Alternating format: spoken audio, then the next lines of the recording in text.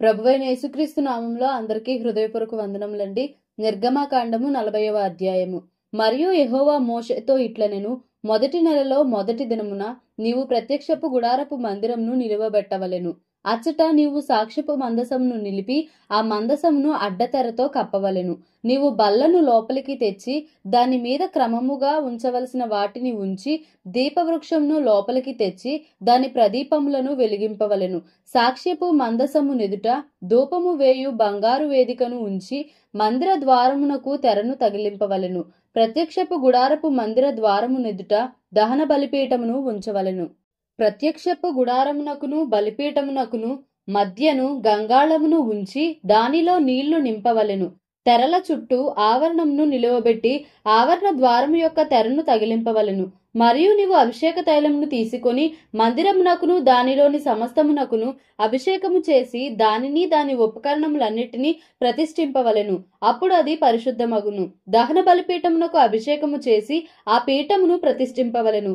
అప్పుడు ఆ పీఠము అతి పరిశుద్ధమగును. ఆ గంగాళమునకు దాని పీటకు అభిషేకము చేసి దాని ప్రతిష్ఠింపవలెను. మరియు నీవు అహరోనును అతని కుమారులను ప్రత్యక్షపు గుడారము యొక్క ద్వారమునద్దకు తోడుకొని వచ్చి వారిని నీళ్లతో స్నానము చేయించి, అహరోను నాకు యాజకుడగునట్లు అతనికి ప్రతిష్ఠిత వస్త్రములను ధరింపచేసి అతనికి అభిషేకము చేసి అతని ప్రతిష్ఠింపవలెను. మరియు నీవు అతని కుమారులను తోడుకొని వచ్చి వారికి చొక్కాయిలను తొడిగించి, వారు నాకు యాజకులగుటకై నీవు వారి తండ్రికి అభిషేకము చేసినట్లు వారికిని అభిషేకము చేయుము. వారి అభిషేకము తరతరములకు వారికి నిత్యమైన యాజకత్వ సూచనగా ఉండుననెను. మోషే ఆ ప్రకారము చేసెను. యెహోవా అతనికి ఆజ్ఞాపించిన వాటినన్నిటినీ చేసెను.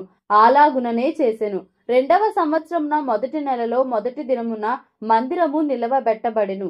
యెహోవా మోషేకు ఆజ్ఞాపించినట్లు మోషే మందిరమును నిలవబెట్టి దాని దిమ్మలను వేసి దాని పలకలను నిలవబెట్టి దాని పెండెబద్దలను చొనిపి దాని స్తంభములను నిలవబెట్టి మందిరము మీద గుడారమును పరచి దాని పైని గుడారపు కప్పును వేసెను. మరియు యెహోవా మోషేకు ఆజ్ఞాపించినట్లు అతడు శాసనములను తీసుకొని మందసములో ఉంచి మందసమునకు మోతకర్రలను దూర్చి దాని మీద కరుణాపీఠము నుంచెను. మందిరములోనికి మందసమును తెచ్చి కప్పు తెరను వేసి సాక్ష్యపు మందసమును కప్పెను. మరియు యెహోవా మోషేకు ఆజ్ఞాపించినట్లు అతడు ప్రత్యక్షపు గుడారములో మందిరము యొక్క ఉత్తర దిక్కున అడ్డతెరకు వెలుపల బల్లను ఉంచి యెహోవా సన్నిధిని దాని మీద రొట్టెలను క్రమముగా ఉంచెను. మరియు యెహోవా మోషేకు ఆజ్ఞాపించినట్లు అతడు ప్రత్యక్షపు గుడారంలో మందిరమునకు దక్షిణ దిక్కున బల్ల ఎదుట దీపవృక్షమును ఉంచి యెహోవా సన్నిధిని ప్రదీపములను వెలిగించెను. మరియు యెహోవా మోషేకు ఆజ్ఞాపించినట్లు అతడు ప్రత్యక్షపు గుడారములో అడ్డతెర ఎదుట బంగారు ధూపవేదికను ఉంచి దాని మీద పరిమళ ద్రవ్యములను ధూపము వేసెను. మరియు యెహోవా మోషేకు ఆజ్ఞాపించినట్లు అతడు మందిర ద్వారమునకు తెరను వేసెను. అతడు ప్రత్యక్షపు గుడారపు మందిరపు ద్వారమునొద్ద దహన బలిపీఠమును ఉంచి దాని మీద దహన బలి నర్పించి నైవేద్యమును సమర్పించెను. మరియు యెహోవా మోషేకు ఆజ్ఞాపించినట్లు అతడు ప్రత్యక్షపు గుడారమునకును బలిపీఠమునకును మధ్య గంగాళమును ఉంచి ప్రక్షాళన కొరకు దానిలో నీళ్లు పోసెను. దాని యొద్ద మోషేయు అహరోనును అతని కుమారులను తమ చేతులను కాళ్ళను కడుగుకొనిరి. వారు ప్రత్యక్షపు గుడారంలోనికి వెళ్ళునప్పుడును బలిపీఠమునకు సమీపించున్నప్పుడును కడుగుకొనిరి. మరియు అతడు మందిరమునకును బలిపీఠమునకును చుట్టూ ఆవరణమును ఏర్పరచి ఆవరణ ద్వారపు తెరను వేసెను. అలాగున మోషే పని సంపూర్తి చేసెను. అప్పుడు మేఘము ప్రత్యక్షపు గుడారమును కమ్మగా యెహోవా తేజస్సు మందిరమును నింపెను. ఆ మేఘము మందిరము మీద నిల్చుట చేత మందిరము యెహోవా తేజస్సుతో నిండెను గనుక మోషే ప్రత్యక్షపు గుడారములోనికి వెళ్ళలేకుండెను. మేఘము మందిరము మీద నుండి పైకి వెళ్ళునప్పుడెల్లను ఇశ్రాయేలీలు ప్రయాణమై పోయిరి. ఇదే వారి ప్రయాణ పద్ధతి. ఆ మేఘము పైకి వెళ్ళని ఎడల అది వెళ్ళు దినము వరకు వారు ప్రయాణము చేయకుండిరి. ఇశ్రాయేలందరి కనుల ఎదుట పగటివేళ యెహోవా మేఘము మందిరము మీద నుండెను, రాత్రివేళ అగ్ని దాని మీద ఉండెను. వారి సమస్త ప్రయాణములలో ఇలాగుననే జరిగెను. లేవీయ కాండము 1వ అధ్యాయము. యెహోవా మోషేను పిలిచి ప్రత్యక్షపు గుడారములో నుండి అతనికి ఇలాగు సెలవిచ్చెను. నీవు ఇశ్రాయేలీలతో ఇట్లనుము, మీలో ఎవరైనను యెహోవాకు బలి అర్పించునప్పుడు గోవుల మందలో నుండి గాని గొర్రెల మందలో నుండి గాని మేకల మందలో నుండి గాని దానిని తీసుకొని రావలెను. అతడు దహన బలి రూపముగా అర్పించున్నది గోవులలోనిదైన ఎడల నిర్దోషమైన మగదానిని తీసుకొని రావలెను. తాను యెహోవా సన్నిధిని అంగీకరింపబడినట్లు ప్రత్యక్షపు గుడారం యొక్క ద్వారమునకు దానిని తీసుకొని రావలెను. అతడు దహన బలిగా అర్పించు పశువు తల మీద తన చెయ్యి నుంచవలెను. అతని నిమిత్తము ప్రాయశ్చిత్తము కలుగునట్లు అది అతని పక్షముగా అంగీకరింపబడును. అతడు యెహోవా సన్నిధిని ఆ కోడె దూడను వధించిన తరువాత యాజకులైన అహరోను కుమారులు దాని రక్తమును తెచ్చి ప్రత్యక్షపు గుడారము ఎదుటనున్న బలిపీఠము చుట్టూ ఆ రక్తమును ప్రోక్షింపవలెను. అప్పుడు అతడు దహన బలి రూపమైన ఆ పశు చర్మమును ఒలిచి దాని అవయవములను విడదీసిన తరువాత యాజకుడైన అహరోను కుమారులు బలిపీఠం మీద అగ్ని ఉంచి ఆ అగ్ని మీద కట్టెలను చక్కగా పేర్చవలెను. అప్పుడు యాజకులైన అహరోను కుమారులు ఆ అవయవములను తలను క్రొవ్వును బలిపీఠము మీదనున్న అగ్ని మీది కట్టెలపైని చక్కగా పేర్చవలెను. దాని ఆంత్రములను కాళ్లను నీళ్లతో కడుగవలెను. అది యెహోవాకు ఇంపైన సువాసన గల దహన బలి అగునట్లు యాజకుడు దానినంతయు బలిపీఠం మీద దహింపవలెను.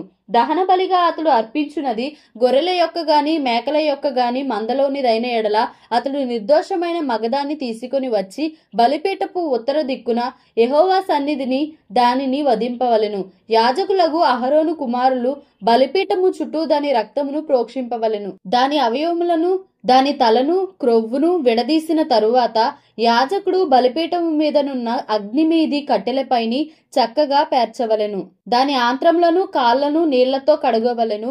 అప్పుడు యాజకుడు దానినంతయు తెచ్చి బలిపీఠము మీద దానిని దహింపవలెను. అది దహన బలి, అనగా యెహోవాకు ఇంపైన సువాసన గల హోమము. అతడు యెహోవాకు దహన బలిగా అర్పించున్నది పక్షిజాతిలోనిదైన ఎడల తెల్ల గువ్వలలో నుండి గాని పావురపు పిల్లలలో నుండి గాని తేవలెను. యాజకుడు బలిపీఠము దగ్గరకు దాన్ని తీసుకొని వచ్చి దాని తలను త్రుంచి బలిపీఠం మీద దాన్ని దహింపవలెను. దాని రక్తమును బలిపీఠము ప్రక్కను పిండవలెను.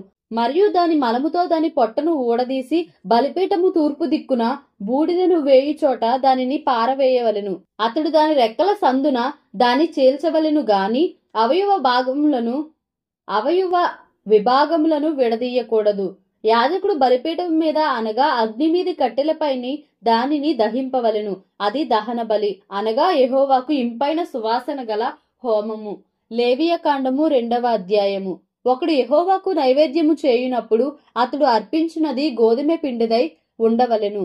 అతడు దాని మీద నూనె పోసి సాంబ్రాణి వేసి యాజకులకు అహరోను కుమారుల యొద్దకు దానిని తేవలెను. అందులో నుండి యాజకుడు తన చేరతో చేరుడు నూనెయు చేరుడు గోధుమ పిండియు దాని సాంబ్రాణి అంతయు తీసుకొని యెహోవాకు ఇంపైన సువాసన గల హోమముగా బలిపీఠం మీద అందులో ఒక భాగమును జ్ఞాపకార్థముగా దహింపవలెను. ఆ నైవేద్య శేషము అహరోనుకును అతని కుమారులకును ఉండును.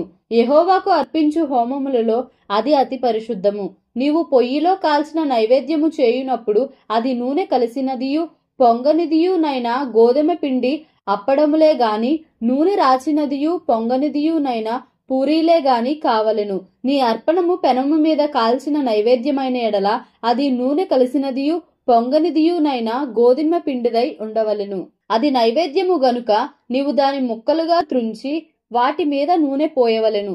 నీవు అర్పించున్నది కుండలో వండిన నైవేద్యమైన ఎడల నూనె కలిసిన గోధుమ పిండితో దానిని చేయవలెను. వాటితో చేయబడిన నైవేద్యమును యెహోవా యొద్దకు తేవలెను. యాజకుని యొద్దకు దానిని తెచ్చిన తరువాత అతడు బలిపీఠము దగ్గరకు దానిని తేవలెను. అప్పుడు యాజకుడు ఆ నైవేద్యంలో ఒక భాగమును జ్ఞాపకార్థముగా తీసి బలిపీఠము మీద యెహోవాకు ఇంపైన సువాసన గల హోమముగా దాన్ని దహింపవలెను. ఆ నైవేద్య శేషము అహరోనుకును అతని కుమారులకును చెందును. యెహోవాకు అర్పించు హోమములలో అది అతి పరిశుద్ధము. మీరు యెహోవాకు చేయు నైవేద్యమేదియు పులిసి పొంగిన దానితో చేయకూడదు.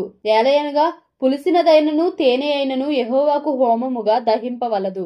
ప్రథమ ఫలముగా యెహోవాకు వాటిని అర్పింపవచ్చును గాని బలిపీఠం మీద ఇంపైన సువాసనగా వాటిని అర్పింపవలదు. నీవు అర్పించు ప్రతి నైవేద్యమునకు ఉప్పు చేర్చవలెను. నీ దేవుని నిబంధన యొక్క ఉప్పు నీ నైవేద్యము మీద ఉండవలెను. నీ అర్పణములన్నిటితోనూ ఉప్పు అర్పింపవలెను. నీవు యెహోవాకు ప్రథమ ఫలముల నైవేద్యమును చేయునప్పుడు సారమైన భూమిలో పుట్టిన పచ్చని వెన్నులలోని ఊచబియ్యమును వేయించి విసిరి నీ ప్రథమ ఫలముల నైవేద్యముగా అర్పింపవలెను. అది నైవేద్య రూపమైనది. నీవు దాని మీద నూనె పోసి దానిపైని సాంబ్రాణి వేయవలెను. అందులో జ్ఞాపకార్థమైన భాగమును అనగా విసిరిన ధాన్యములో కొంతయు నూనెలో కొంతయు దాని సాంబ్రాణి అంతయు యాజకుడు దహింపవలెను, అది యెహోవాకు హోమము. దేవుడి పరిశుద్ధ వాక్యమును మన వినికిడిలో దీవించి ఆశీర్వదించునుగాక. Amen. Please like, share and subscribe for more videos.